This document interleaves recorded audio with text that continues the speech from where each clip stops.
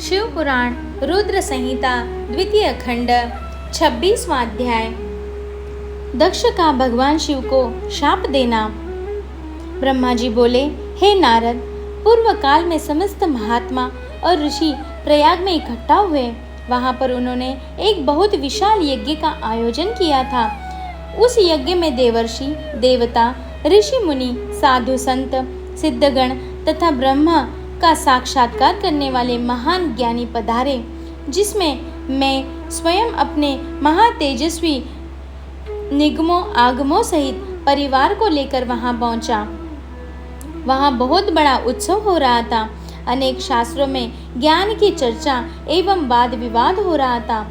उस यज्ञ में त्रिलोकीनाथ भगवान शिव भी देवी सती और अपने गणों सहित पधारे थे। भगवान शिव को वहां आया देख मैंने और सभी देवताओं, ऋषि मुनियों ने उन्हें झुककर भक्ति भाव से प्रणाम किया तथा अनेक प्रकार से उनकी स्तुति की। शिव जी की आज्ञा पाकर सभी ने अपना आसन ग्रहण कर लिया। इसी समय प्रजापति दक्ष भी वहां आ पहुंचे। वे बड़े ही तेजस्वी थे। प्रजापति दक्ष ने मुझे प्रणाम करके अपना आसन ग्रहण कर लिया। वे ब्रह्मांड के अधिपति थे, इसी कारण उन्हें अपने पद का घमंड हो गया था। उनके मन में अहंकार ने घेर कर लिया था। ब्रह्मांड के अधिपति होने के कारण वे सभी देवताओं के वंदनीय थे। सभी ऋषि मुनियों सहित देवर्षि ने भी मस्तक झुकाकर प्रजापति दक्ष को प्रणाम किया और उनकी स्तुति कर उनका आदर सत्कार किया। परंतु त्रिलोकीनाथ भगवान शिव शंभु ने तो प्रणाम किया और न ही अपने आसन से उठकर दक्ष का स्वागत किया। इस प्रकार दक्ष क्रोधित हो गए।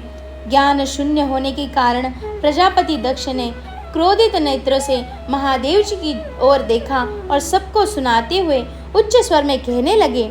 प्रजापति दक्ष बोले, सभी देवता, असुर, ब्राह्मण, ऋषि मुनि सभी मुझे नम्रतापूर्वक प्रणाम कर मेरे आगे सिर झुकाते हैं। ये सभी उत्तम भक्ति भाव से मेरी आराधना करते हैं, परंतु सदैव प्रेतों और पिशाचों से घिरा रहने वाला यह दुष्ट मनुष्य क्यों मुझे देखकर अनदेखा कर रहा है? शमशान में निवास करने वाला यह निर्लज्ज जीव क्यों मेरे सामने मस्तक नहीं झुकाता? भूत पिशाचों का साथ करने के कारण क्या यह शास्त्रों की विधि भी भूल गया है?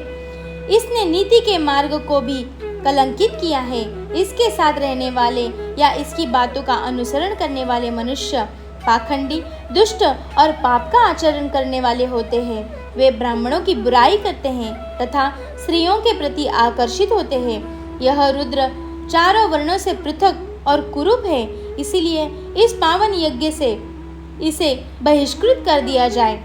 यह उत्तम कुल और जन्म से हीन है, अतः इसे यज्ञ में भाग न लेने दिया जाए। पुत्र, क्रोध से विवेक समाप्त हो जाता है। दक्ष ने शिव के लिए अपशब्द कहते समय उसके परिणाम का तनिक भी विचार नहीं किया। अहंकार के कारण वह शिव के स्वरूप को भूल गया। वह यह भी भूल गया कि आदि शक्ति ने जिसका तप द्वारा वर्ण किया है वह कोई साधारण मनुष्य, ऋषि या देव नहीं है। ब्रह्मा जी बोले, हे नारद, दक्ष की ये बातें सुनकर भृगु आदि सभी से महर्षि रुद्रदेव को दुष्ट मानकर उसकी निंदा करने लगे। ये बातें सुनकर नंदी को बुरा लगा। उनका क्रोध बढ़ने लगा और वे दक्ष को शाप देते हुए बोले कि हे महामूढ़, दुष्ट बुद्धि दक्ष, तू मेरे स्वामी देवादिदेव महेश्वर को यज्ञ से निकालने वाला कौन होता है? जिनके स्मरण मात्र से यज्ञ सफल हो जाते हैं और तीर्थ पवित्र हो जाते हैं, तो उन महादेव जी को कैसे शाप दे सकता है? मेरे स्वामी निर्दोष है और तूने अपने स्वार्थ की सिद्धि के लिए उन्हें शाप दिया है और उनका मजाक उड़ाया है। जिन सदाशिव ने इस जगत की सृष्टि की, इसका पालन किया और इसका संहार करते हैं, तो उन्हीं महेश्वर को शाप देता है।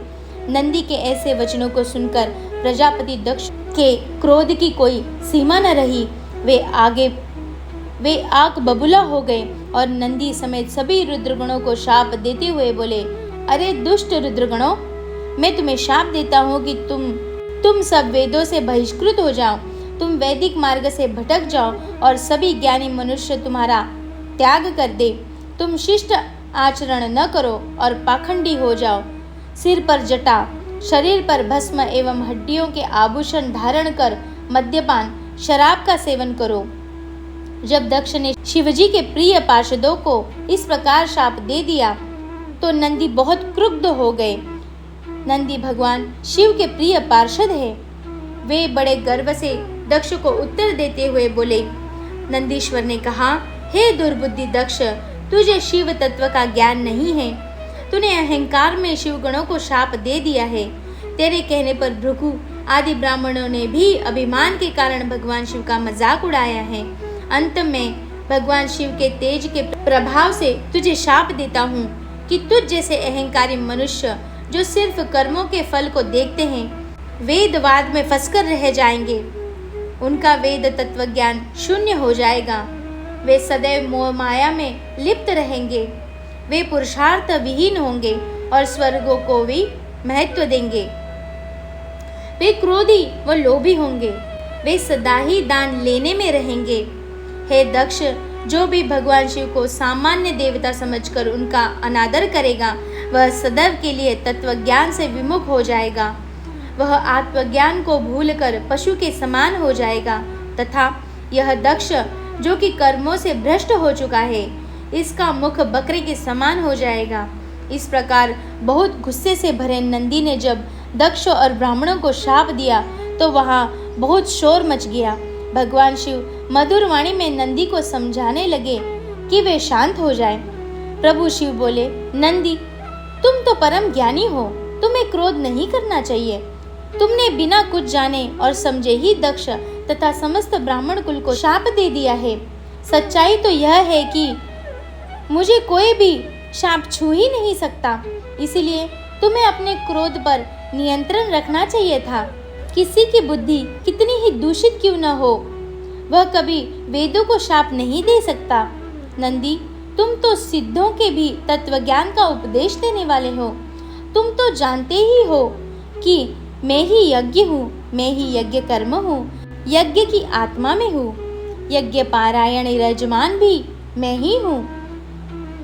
फिर मैं कैसे यज्ञ से बहिष्कृत हो सकता हूँ? तुमने व्यर्थ ही ब्राह्मणों को शाप दे दिया है। ब्रह्मा जी बोले, नारद, जब भगवान शिव ने अनेक प्रकार से नंदी को समझाया तो उनका क्रोध शांत हो गया। तब शिवजी ने अपने अन्य गणों और पार्षदों के साथ अपने निवास स्थान कैलाश पर चले गए। क्रोध से भरे दक्ष भी ब्राह्मणों के साथ अपने स्थान पर चले गए, परंतु उनके मन में महादेव जी के लिए क्रोध एवं ईर्ष्या का भाव ऐसा ही रहा। उन्होंने शिवजी के प्रति श्रद्धा को त्याग दिया और उनकी निंदा करने लगे। दिन ब दिन उनकी ईर्ष्या बढ़ती जा रही थी।